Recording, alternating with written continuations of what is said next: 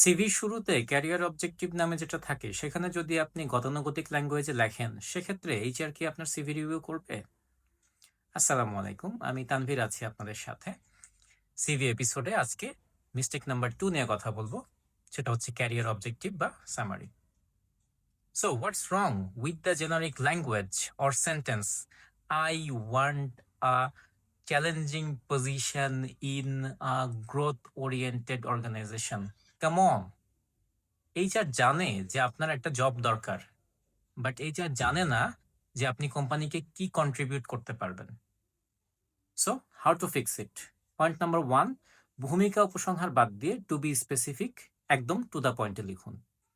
Number 2, skill focused. আপনি কোন কোন স্কিলে এক্সপার্ট সেই স্কিলগুলোকে হাইলাইট করুন, যাতে কোম্পানি বুঝতে পারে যে আপনার কোন কোন স্কিলগুলো তার কাজে লাগবে। নাম্বার 3, কোম্পানিতে আপনি কি কন্ট্রিবিউট করতে পারবেন সেটাকে স্পেসিফাই করুন, তাহলে আপনার ইন্টারভিউ কল পাওয়ার চান্স অনেক বেশি বেড়ে যাবে। সিভিতে আর কোনো ধরনের যদি কোনো মিস্টেক্স আপনার চোখে পড়ে যে আপনার কাছে মিস্টেক্স মনে হচ্ছে, তাহলে কমেন্ট বক্সে দয়া করে জানান, আমি সেটা অ্যান্সার করব। থ্যাংক ইউ, ধন্যবাদ, ভালো থাকুন।